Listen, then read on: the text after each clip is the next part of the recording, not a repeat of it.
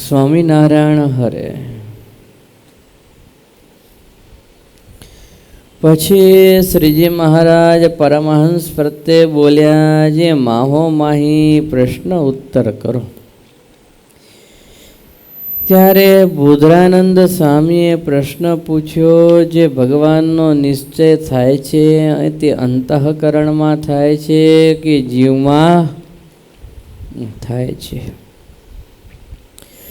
ત્યારે તેનો ઉત્તર શિવાનંદ સ્વામી કરવા માંડ્યો, પણ થયો નહીં. પછી શ્રીજી મહારાજ બોલ્યા, જે આ જીવ છે તે બુદ્ધિએ કરીને જાણે છે, અને તે બુદ્ધિ છે તે સર્વેનું કારણ છે અને સર્વથી મોટી છે. માટે તે બુદ્ધિ મનને વિશે રહી છે, ચિત્તને વિશે રહી છે, અહંકારને વિશે રહી છે, સત્રને વિશે રહી છે, ચક્ષુને વિશે રહી છે, ઘ્રાણને વિશે રહી છે, જીવવાને વિશે રહી છે, વાણીને વિશે રહી છે, ત્વચાને વિશે રહી છે, હાથને વિશે રહી છે, પગને વિશે રહી છે, શિશ્નને વિશે રહી છે,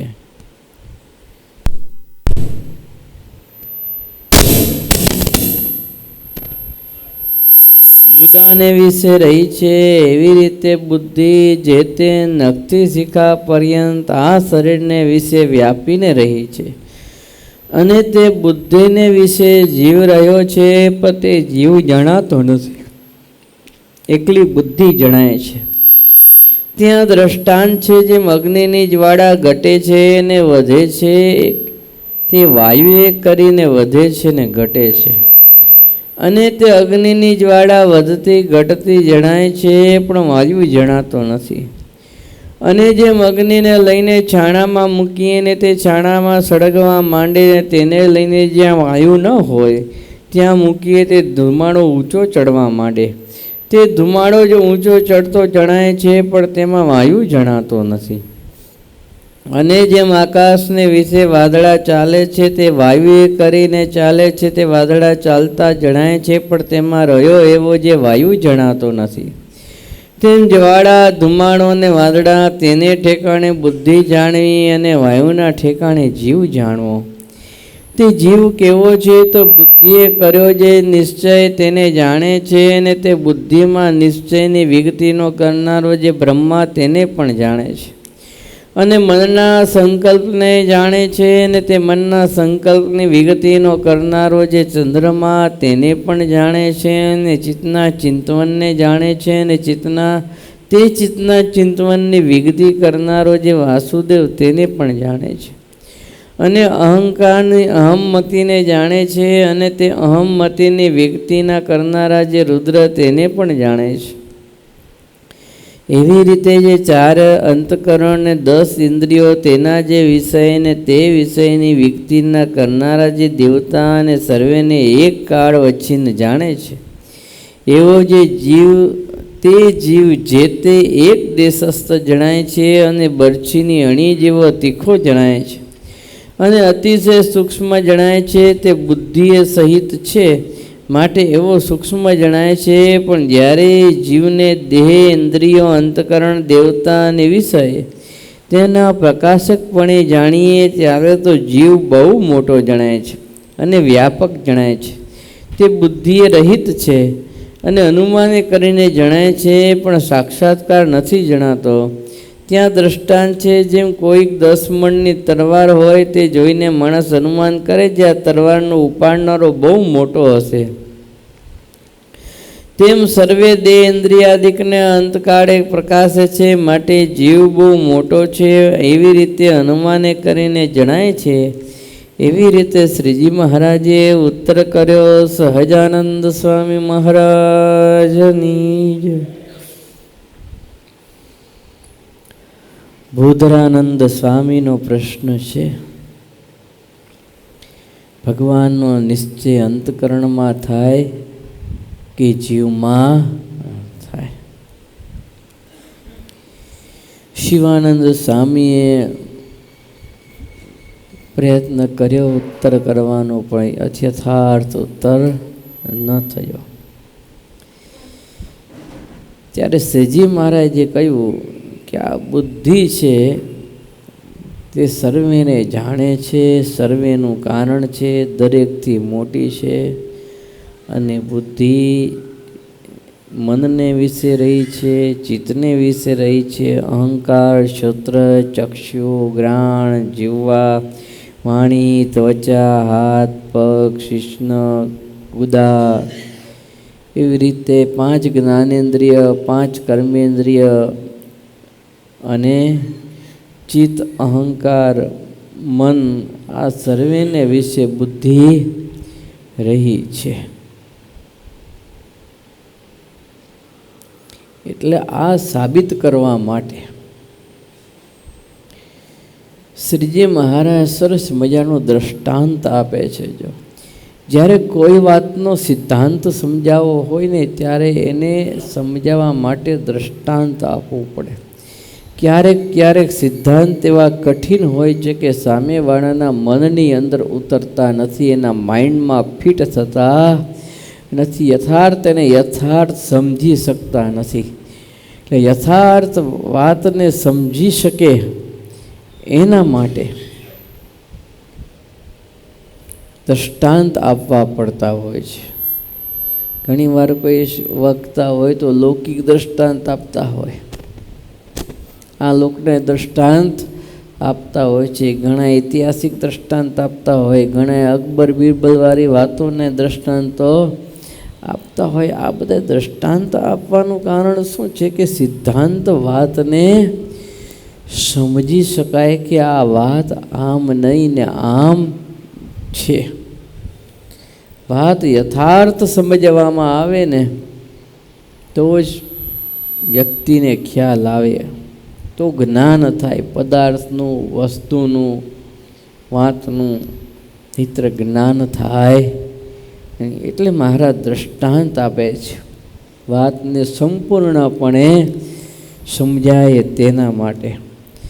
શ્રીજી મહારાજ એવું કહે છે કે અગ્નિની જ્વાળા વધે છે અને ઘટે છે. હોળી પ્રગટાવતા હશે, સુરતમાં પ્રગટાવે કે ન પ્રગટાવે? હોળી પ્રગટાવે ને, નરસિંહ જયંતિ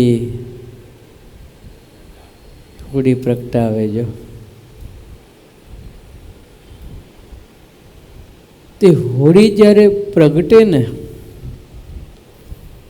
જેટલી હાઈટમાં છાણા, લાકડા, હાયડાન બધું રાખ્યું હોય એ પ્રગટે એટલે એની જેટલી હાઈટ કર્યું એ પ્રમાણેની જ્વાળા જાય ઊંચી. પણ જેટલી ઊંચી જ્વાળા જાય, ઊંચી જ્વાળા સ્થિર રહેતી નથી. જ્વાળાની ઊંચી સ્થિર નથી રહેતી, નીચી પણ થાય છે, ઊંચી પણ થાય છે, નીચીએ થાય છે અને ઊંચીએ થાય છે. અને પવનનો જો વધારો હોય તો થોડીક વધારે ઊંચી જાય, પવન જો આડો ફરકે તો એ આડી જાય, ને પવન જો ઢાળમાં હોય તો એ નીચી જાય. પવનના વેગે એ જ્વાળા એ જાય. જો શિયાળો આવે ને ઘણા લોકોને ટેવ હોય, જો ચોરાઓ હોય કે ઘરનું ફળિયું હોય, શિયાળામાં ભયંકર ઠંડી હોય, સહન ન થતી હોય તો અગ્નિ પ્રગટાવે. 2-4 લાકડા 5-6 ભેગા કરી અગ્નિ નાખી, કાં તો તગારા પડ્યા હોય તેમાં છાણા લાકડા નાખીને અગ્નિ પ્રગટાવીને તાપણી કરતા હોય. જોકે શહેરમાં હવે થોડુંક ઓછું જોવા મળે કે ગામડામાં વિશેષ જોવા મળતું હોય છે.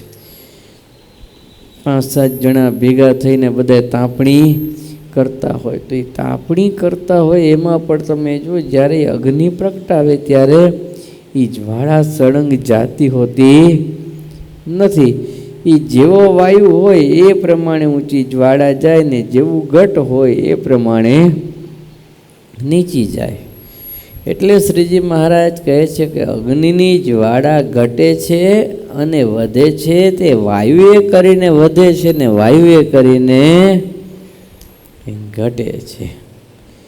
ને તે અગ્નિની જ્વાળા વધતી ઘટતી જણાય છે આપણને. એટલે દેખાય છે કે અગ્નિની જ્વાળા ઊંચી ગઈ, થોડી નીચી ગઈ. વાયુ આમ વાતો હોય આડો તો આમ આડી પણ થોડી થાય અને ઓછી પણ થાય. તો એ આપણે સ્પષ્ટપણે એની જ્વાળા દેખ્યામાં આવે, દૃશ્યમાન થાય છે. જ્વાળા જેટલી વધ ઘટ આડી અવડી થાય છે એ દૃશ્યમાન થાય છે, આમ પણ થાય. તો એ આપણે દેખાય છે ચોખ્ખું સ્પષ્ટપણે. હોળી પ્રગટાવી હોય તો એ દેખાય, તાપણી કરી હોય તોય દેખાય, બાકસમાં દિવાસળી બાકસથી આમ ચાલુ કરી હોય તોય દેખાય, લાઇટર ચાલુ કર્યું હોય તો પણ તમને દેખાય, ગેસ ચાલુ કર્યા હોય બર્નલ તો પણ તમને દેખાય કે અગ્નિની જ્વાળા કેટલી વધઘટ છે અને કેટલી આડી અવળી દિશામાં છે. એને આડી અવળી દિશામાં કરનારો કે વધઘટ કરનારો જે વાયુ છે એ વાયુ દેખાય છે. વાયુ એટલે હવા, વાયુ એટલે પવન. એ પવન દેખાય છે? એ પવન દેખાતો નથી, કારણ કે પવન છે ખરો પણ મૂર્તિમાન છે ની. પવન દેવ વાયુદેવ એના સ્થાનકને વિશે મૂર્તિમાન છે, પણ જ્યારે એનો વાયુ અહીંયા વાય છે, જ્યારે એની શક્તિ અહીંયા દેખાય છે ત્યારે પોતે મૂર્તિમાન દેખાતા નથી. એટલે એનો જે પવન અહીંયા નિરાકાર છે અને વાયુદેવ એના સ્થાનમાં સાકાર, ત્યાં મૂર્તિમાન છે, ત્યાં દેખાય છે. એમ અગ્નિદેવ હોય, વાયુદેવ હોય, વરુણદેવ હોય, ઇન્દ્રદેવ હોય, એ બધાએ પોતપોતાના સ્થાનની અંદર સાકાર સ્વરૂપો છે, મૂર્તિમાન છે. આપણે જેમ જ એ કર્મના ભોગતા છે, આપણા કરતાં હજ લાંબુ બહુ આયુષ્ય ભોગવનારા છે ને એનું કર્મનું ફળ પૂરું થાય એટલે વળી પાછા 84 લાખના ચક્કરમાં આવે જ. પણ એની જે ઐશ્વર્ય, એનું જે સામર્થ્ય, એની જે શક્તિ જે ભગવાને એને આપેલી છે તે આપણને અનુભવ થાય છે. વાયુદેવનો પવનનો આપણે અનુભવ કરી શકીએ, પવનનો સ્પર્શ આપણને થાય. બહુ સુસવાટા મારતો હોય પવન તો આપણને આમ ફેંકી દઈએ એવી તાકાત કરે. અતિ સુસવાટા મારતો હોય તો આપણે આમ કંઈક વસ્તુ ઝાલી રાખવી પડે, આપણે એમ થાય કે હમણાં ઉડી જશું, એવું ભયંકર સુસવાટા મારતો હોય પવન. મોટા મોટા ઝાડવાઓને ફેંકી દઈએ, ગાડીઓની ગાડીઓ ઉડારી દે, ડમરીઓ ચડે મોટી મોટી, એવી તાકાત હોય.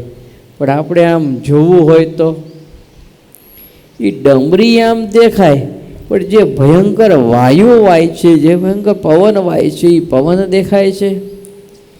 એ પવન દેખાતો નથી, માત્ર એનો એક્સપિરિયન્સ થાય છે, માત્ર એને અનુભવાય છે. એટલે આજ શ્રીજી મહારાજ કહે છે કે અગ્નિની જ્વાળા વઢતી ઘટતી જણાય પણ વાયુ જણાતો નથી.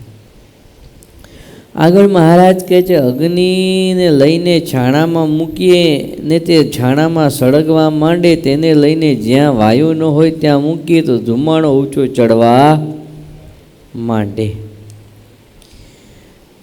અગ્નિને છાણામાં મૂકો તો શું થાય? છાણા હળગે. દિવાસળીમાં અગ્નિ પ્રગટાવ્યો હોય કે બાકસથી ચાલુ કર્યો હોય ને એને ઢગલા મોઢે રદી કાગળ પડ્યા હોય, પેજ પડ્યા હોય, એમાં મૂકો તો શું થાય? શું સળગે? કાગળ બધા સળગવા લાગે. ઝૂંપડપટ્ટીઓ બનાવી હોય, ફર્સ્ટ ક્લાસ વાંસની ઝીણી ઝૂંપડપટ્ટી હોય, આમ લાઈન બંધ બધી ઝૂંપડપટ્ટીઓ 100-200 ઝૂંપડપટ્ટી લાઈન બંધ આજુબાજુ અડી અડીને હલી જતી હોય ને એમાં કોઈ કામ દિવાસળી એક નાખી દઈએ, શું થાય? આગ લાગે કે નહીં? તરત પકડી લે. જનાવરમાં તો ભીષણ આગનું સ્વરૂપ ધારણ કરે. જો તો એમ શ્રીજી મહારાજ કહે છે કે આવી રીતે અગ્નિને છાણામાં મૂકીએ તો છાણા સળગવા લાગે છે. અને જ્યાં પવન ન હોય, જે જગ્યાએ શાંત વાતાવરણ હોય, બિલકુલ પવન ન હોય, ત્યાં જો અગ્નિને મૂકીએ તો છાણા સળગે પણ એનો જે ધુમાડો છે એ ઊંચે ચડવા લાગી. આપણને દેખાય કે ધુમાડો એનો ઉપર જાય છે.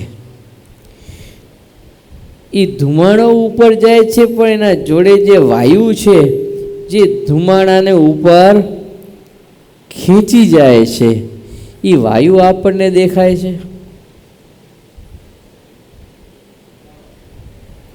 ધુમાડો દેખાય છે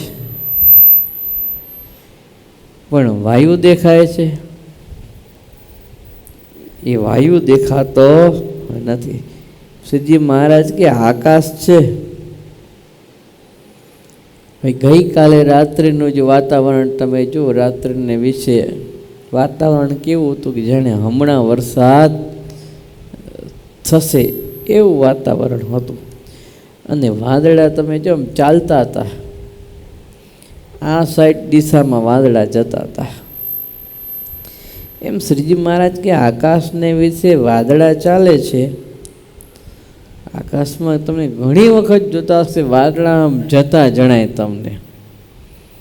વાદળા બહુ તાકાતવાળા હોય, સખત તાકાતવાળા હોય વાદળા. એવી શક્તિ હોય વાદળાની અંદર.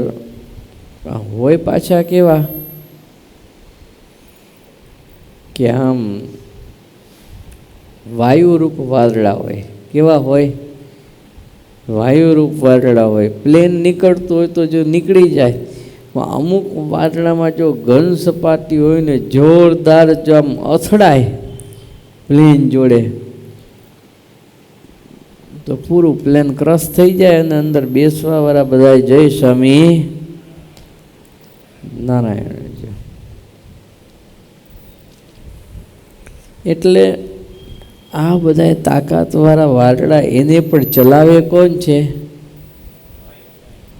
પવન ચલાવે છે, વાયુ એને ચલાવે છે. આપણે ચોમાસાની અંદર ઘણી વાર જોતા હશું વાદળા જાય છે. આપણી જાડી ભાષા તો આમે તો દાદા હોય ને એ પોતરાને એવું સમજાવે, દીકરો નાનો હોય ને સમજાવે, જો બેટા વાદળા પાણી ભરવા જાય, હમણાં વરસાદ પડશે હો, વાદળા પાણી ભરવા જાય, હમણાં વરસાદ પડે. ન દાદા સમજાવે એને, વાદળા ક્યાં જાય છે? પાણી ભરવા જાય છે. પાણી ભરીને પાછા આવે ને એટલે વરસાદ પડશે. નાનકડું પીંટું હોય ને મોટો દાદા મોટા હોય તો નાનકડા પીંટું દાદા સમજાવે, વાદળા દેખાડે કે જો જાય જો જાય જો જાય. એમ ઈ વાદળા જતા જણાય પણ એ વાયુ છે જતો જણાય. વાયુ એને ખીચી જાય છે, પવન વાદળાને ખીચી જાય છે. પવન દેખાય છે? પવન દેખાતો નથી. વાદળા ચાલતા જણાય છે પણ વાયુ જણાતો નથી. મહારાજ કે જ્વાળા, અગ્નિની જ્વાળા, ધુમાડો, આકાશની અંદર ચડતો ધુમાડો અને વાદળા, તેને ઠેકાણે બુદ્ધિ જાણવી અને વાયુના ઠેકાણે જીવ જાણવો.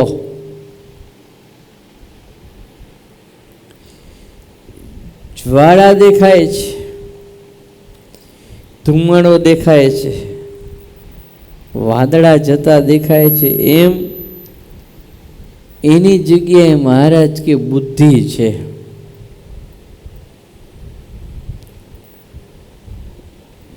બુદ્ધિ દેખાય છે.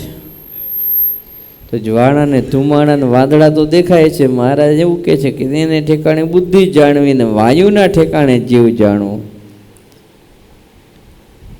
બુદ્ધિ દેખાય છે. દેખાય છે ને કે નથી દેખાતી? હા કે ના કે બેમાંથી એક પેલા મતલબ આમ તો કહેવાય નહીં પડે, એટલે બોમ્બે વાળા હોય ને બહુ પાકા હોય. એને તમે પ્રશ્ન કંઈક કરો ને એમને હાને નામાં જવાબ આપો ને તો આમ કરે, આમ જવાબ. હવે આપણે આમાં હા સમજવી કે ના સમજવી? આમાં સમજવું શું? એને ના પાડી કે હા પાડી? એટલે ઘણી વાર પ્રશ્ન થઈ જાય કે તમે હા પાડો છો કે ના પાડો છો, દેખાય છે કે નથી દેખાતી એ જ ખબર ન પડે. બુદ્ધિ દેખાય છે કે નથી દેખાતી?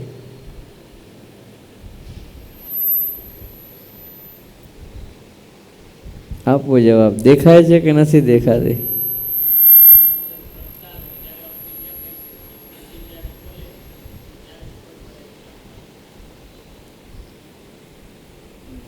પપ્પા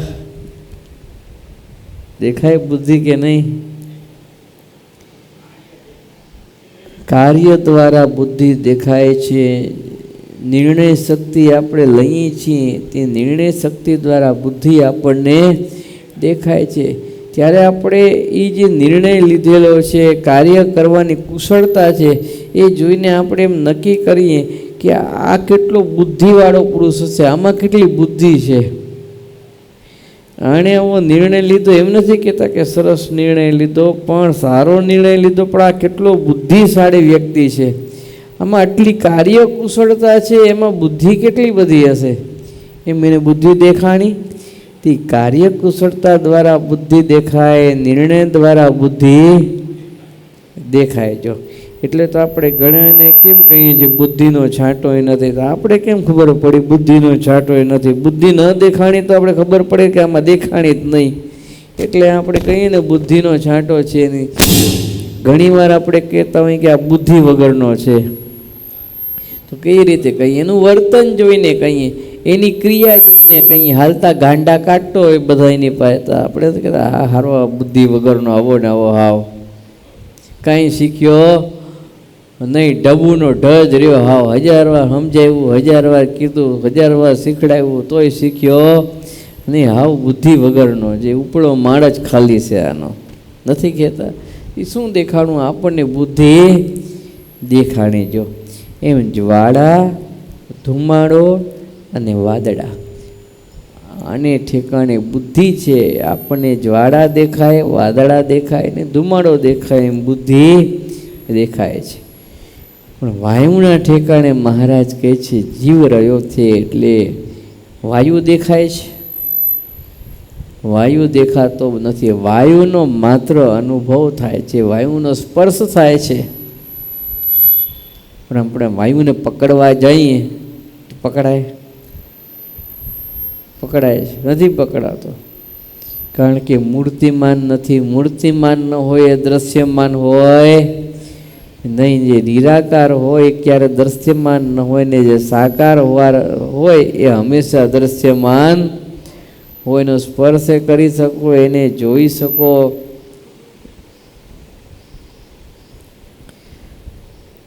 હવે આટલી વાર તો મહારાજે બુદ્ધિની વાત કરી કે આવી બુદ્ધિ છે. હવે જીવની વાત કરે છે. મહારાજ કહે છે કે જીવ કેવો છે? બુદ્ધિએ કર્યો જે નિશ્ચય તેને જાણે છે, ને બુદ્ધિમાં નિશ્ચયની વ્યક્તિ કરનારો જે બ્રહ્મા તેને જાણે છે. મનના સંકલ્પને જાણે છે, મનના સંકલ્પની વ્યક્તિ કરનારો ચંદ્રમા તેને જાણે છે. ચિત્તના ચિંતવનને જાણે છે, ચિત્તના ચિંતવનની વ્યક્તિ કરનારો જે વાસુદેવ એને જાણે છે.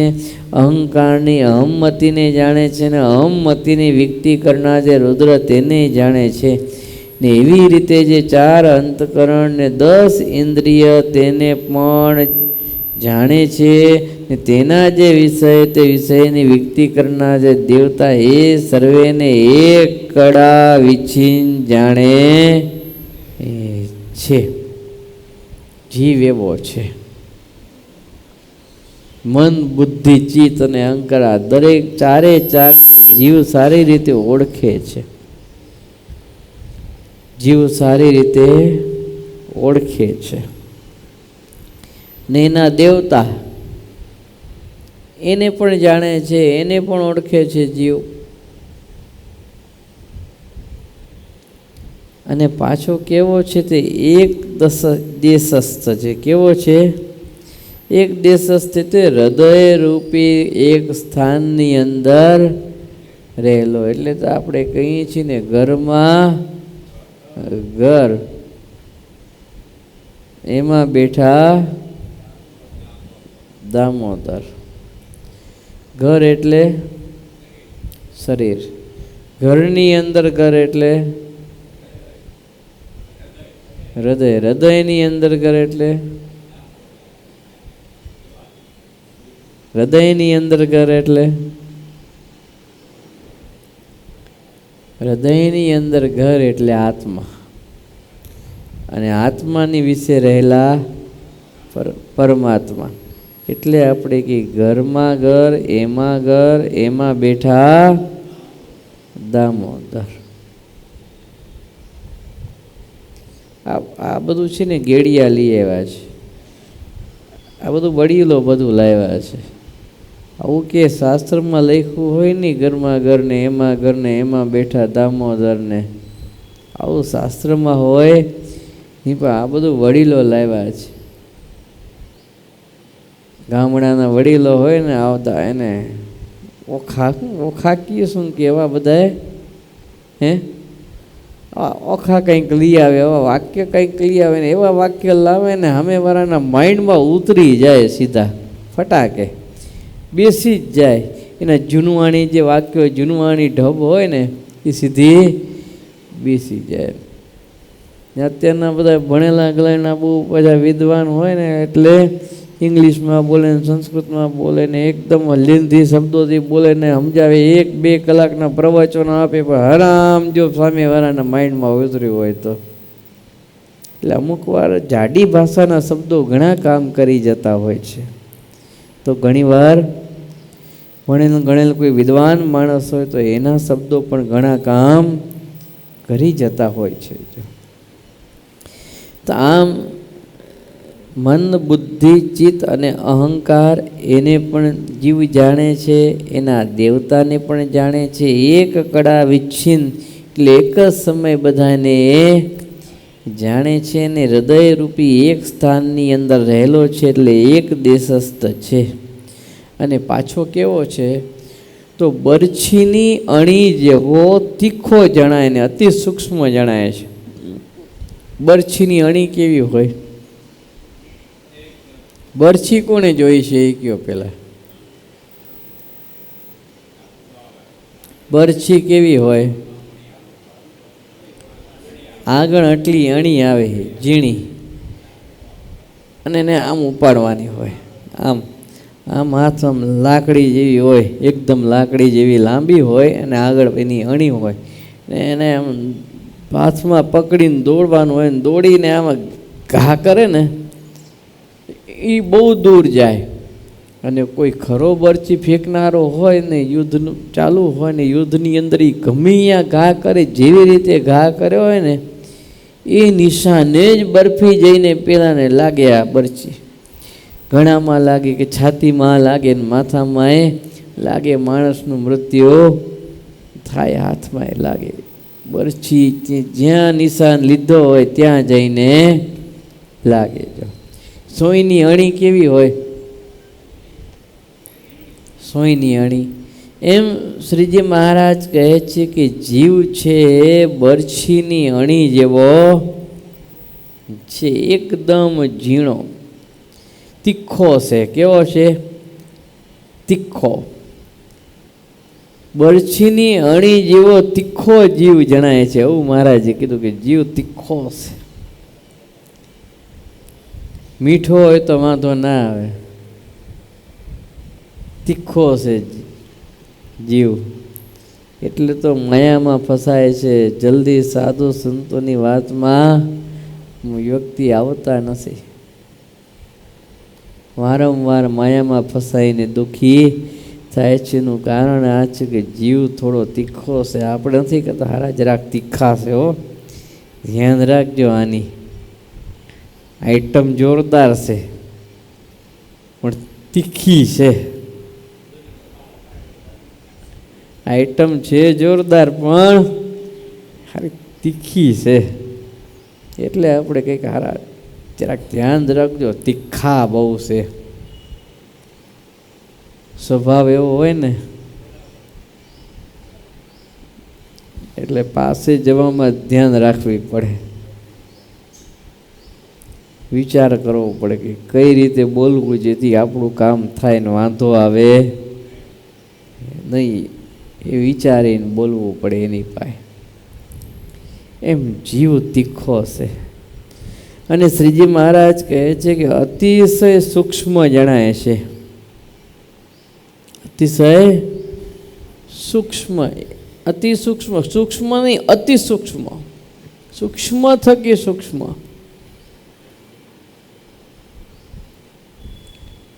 એક રજ હોય, રજ, રજ કેટલી હોય? રજ એક રજ હોય, ઝીણી રજ, ઝીણી રજના 100 ભાગ કરી નાખે ને, એક એવી ઝીણી રજ હોય ને એનો એક રજના દાણાના 100 ભાગ કરે પછી કેટલી થાય? આ કાંઈ દેખાય? દેખાય? એ દેખાય એ નહીં. એમ જીવ સૂક્ષ્મ થકી સૂક્ષ્મ છે, અતિ સૂક્ષ્મ છે, ઝીણો છે.